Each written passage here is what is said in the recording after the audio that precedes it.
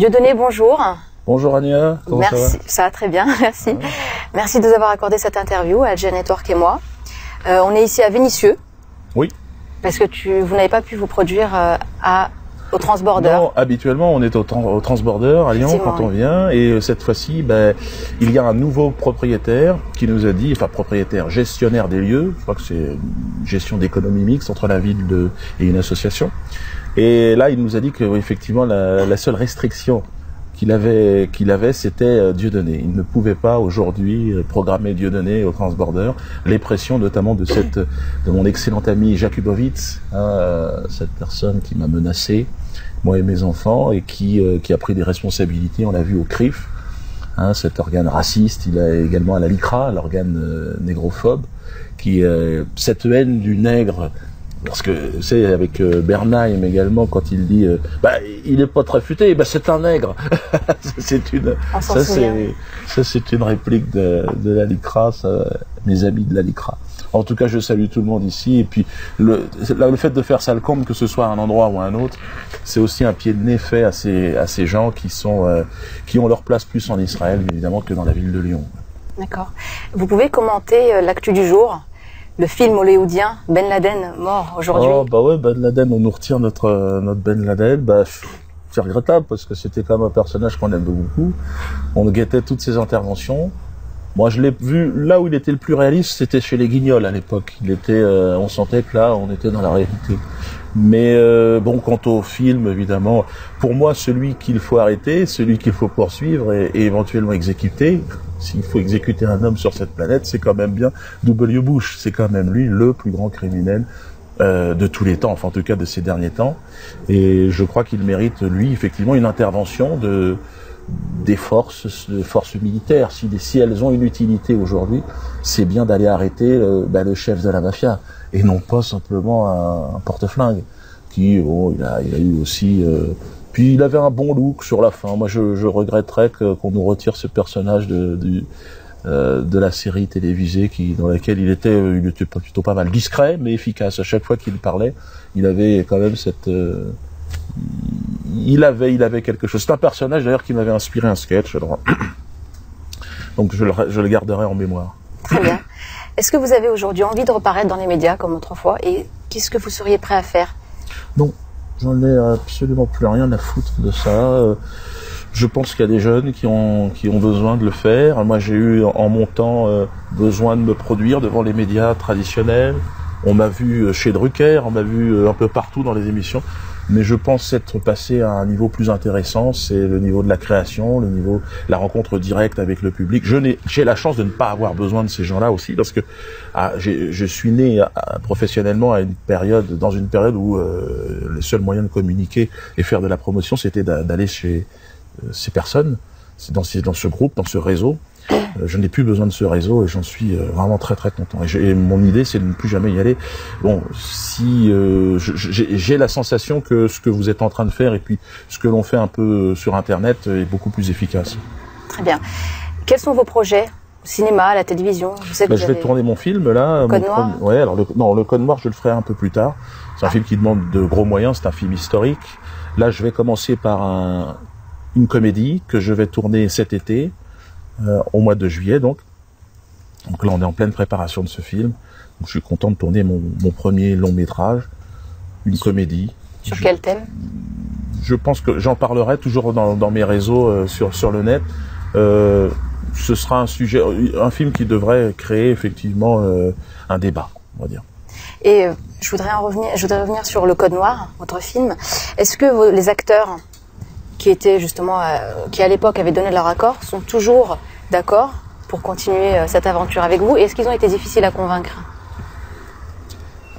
Non, je pense qu'on aura d'autres acteurs. C'est très difficile, étant donné que je me suis heurté au réseau dominant, à la mafia dominante dans ce métier. J'ai été évidemment montré du doigt comme étant un infréquentable. Donc j'ai développé mon propre réseau et mes propres équipes, et je préfère travailler comme ça. Je suis plus en phase avec moi-même. Le film que je vais faire aujourd'hui, je pourrais pas le faire dans le réseau dominant. Bon, je suis devenu aussi dans mon secteur d'activité qui est l'humour une référence pour les jeunes humoristes aujourd'hui. C'est aussi cette liberté d'esprit qui m'a permis de plaire à ce plus grand nombre de jeunes gens qui aujourd'hui s'inspirent très largement. Ils viennent me le dire, tant mieux. Je pense qu'il n'y a pas de plus grande consécration que d'être la source d'inspiration de tous ces jeunes gens. Donc, je vous dis, je suis parfaitement en phase en produisant mon film de cette façon-là, en faisant mes spectacles de cette façon-là, avec moi-même. Très bien. Et les financements, comment est-ce que vous arrivez justement à les acquérir? On finance différemment, c'est sûr que c'est pas la famille Rothschild ou la famille de Bernard-Henri Lévy. J'en ai rien à foutre effectivement de ce réseau-là.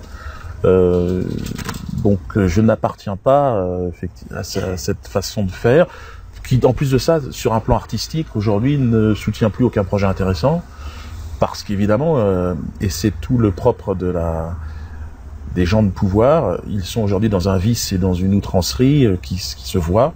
Le public ne se reconnaît plus, tant mieux.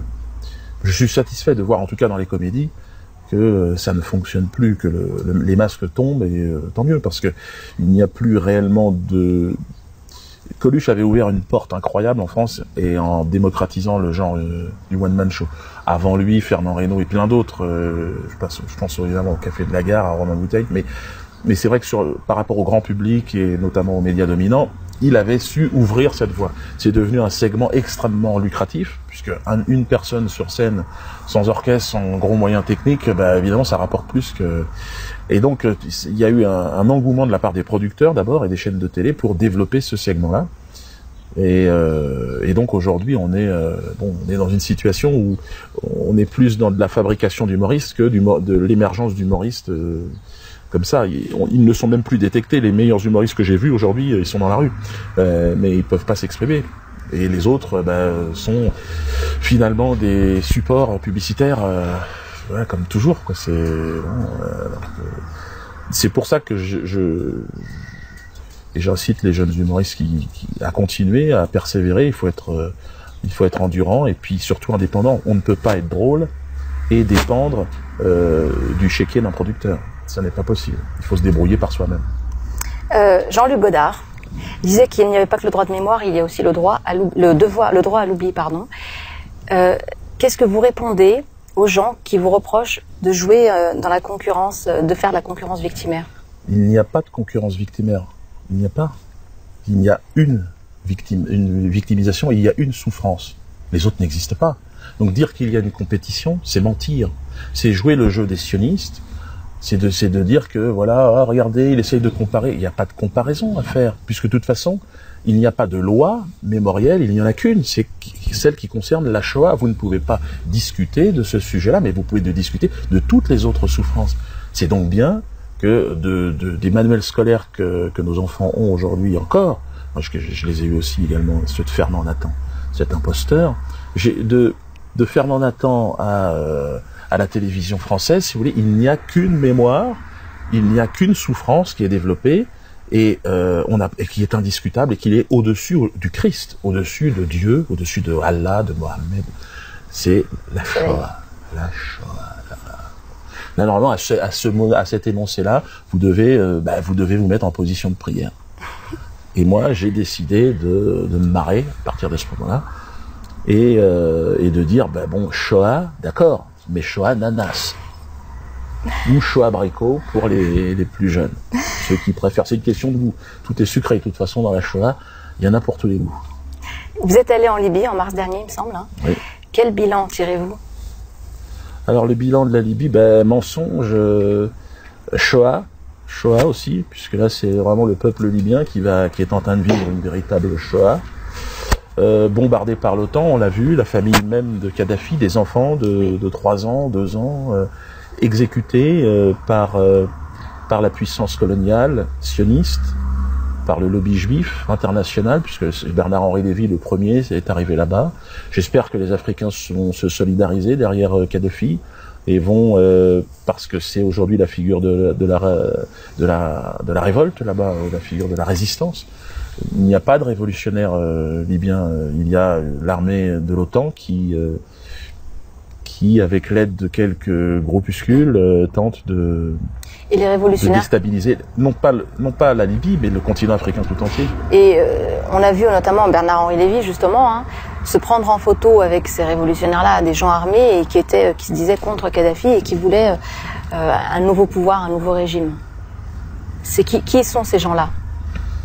Certainement des gens armés par Israël qui sont là et qui tentent de rentrer pour prendre c'est toujours avec Israël, c'est toujours la même question. Et Bernard-Henri Lévy, l'ambassadeur israélien qui non seulement a entraîné la France dans ce combat illégitime et qui dessert les intérêts profonds de la France et de l'État français. Bernard-Henri Lévy, c'est le soutien au terrorisme de cette nouvelle aristocratie, quoi.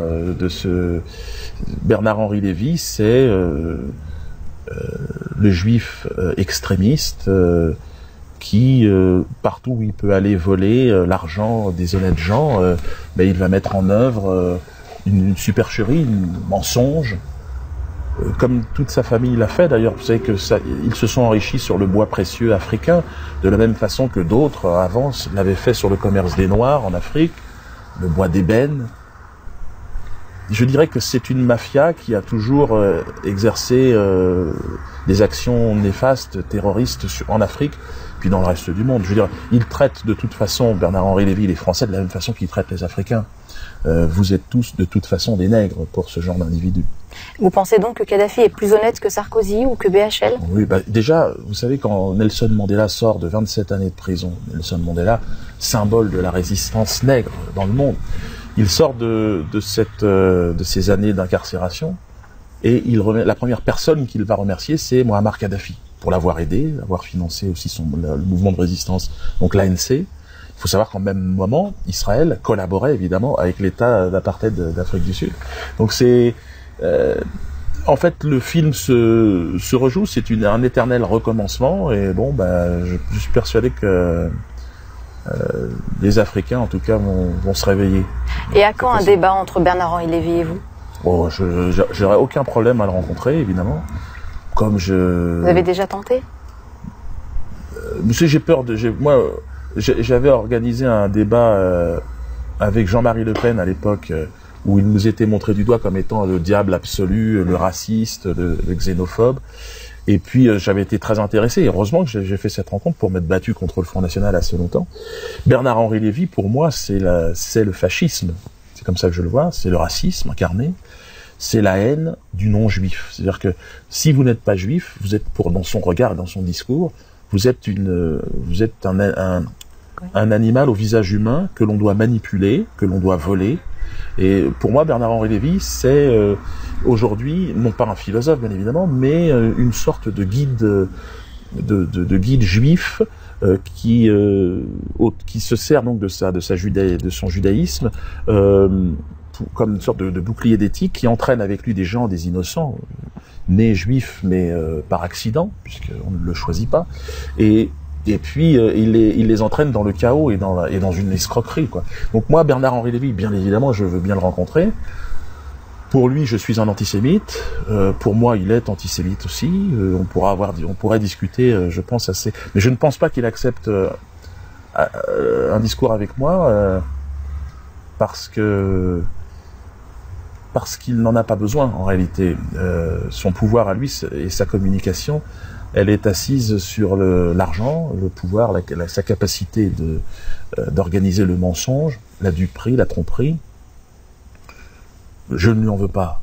Il est né avec une cuillère d'argent dans la bouche et puis des mensonges dans la tête. Donc au final, ça ne peut pas faire évidemment de lui un prophète. Est-ce que vous avez vu le film? Ouais. Est-ce que vous avez vu le film La Rafle? Est-ce que vous avez pleuré? Je ne regarde pas ce genre de choses. Je ne regarde pas. J'ai tout un tas de comédies avant à voir. Les Charlots font du ski, Tonton Mercedes où j'ai pété dans la spoule. Ça me paraît plus intéressant. Et est-ce que dans la télé ou dans les médias, il y a des personnalités qui sont d'accord avec vous mais qui n'osent pas parce qu'ils subissent des pressions?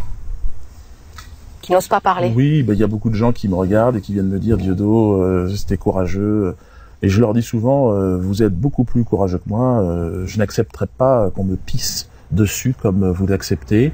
Et je vous reconnais vraiment énormément de caractère à assumer cette humiliation constante que vous subissez. Est-ce que vous êtes adhérent à ER, Égalité et Non, Réconciliation? je ne suis pas adhérent à ER. Pourquoi? Alors, je suis un ami d'Alain. Alors, sera le fondateur de ce mouvement-là. Je connais pas mal de gens chez ER. Je trouve qu'ils ont évidemment des idées que je partage sur plein de choses, mais je ne suis pas militant. Moi, je suis un artiste. Je fais mes spectacles. Il y a également le parti antisioniste avec qui j'ai d'excellentes relations, avec qui je partage évidemment beaucoup de choses. Mais voilà, je pense qu'ils sont dans leur dynamique. Et puis je suis pas certain que ce soit dans l'intérêt non plus de R d'avoir des adhérents comme moi. Parce que ça donnerait une connotation, et puis je pense qu'Alain, c'est vraiment un mouvement avec lequel il a envie de transmettre un message très personnel et un projet très personnel. Donc même s'il s'ouvre aujourd'hui, je sais pas où les gens sont, mais en tout cas on est sympathisants, quoi. Vous avez toujours attaqué de front, sans penser aux conséquences. Est-ce que vous envisagez une autre stratégie, c'est-à-dire dire un petit peu moins ce que vous pensez et agir plus en secret, par exemple? Non, je m'inspire vraiment de la réflexion que j'ai eue avec Mahmoud Ahmadinejad, pour moi le leader aujourd'hui de la révolution qui m'intéresse.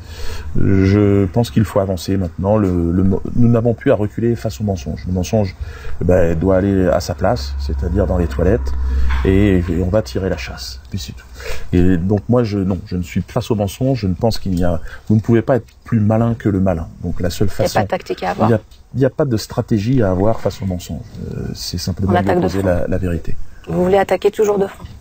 C'est le Christ, c'est le prophète Mohammed, c'est tous ceux qui ont inspiré aussi une partie des grandes démarches. Je pense que on ne peut pas chercher, vous ne pouvez pas être plus malin, encore une fois, que le malin c'est impossible. Donc il ne faut pas rentrer dans ce jeu de je vais me cacher, je vais être stratégique. Non, je pense pas. Tous ceux qui l'ont fait sont finalement à un moment donné ont été corrompus. Merci beaucoup de nous avoir accordé cette interview et merci pour votre gentillesse, Dieudonné. Bon courage.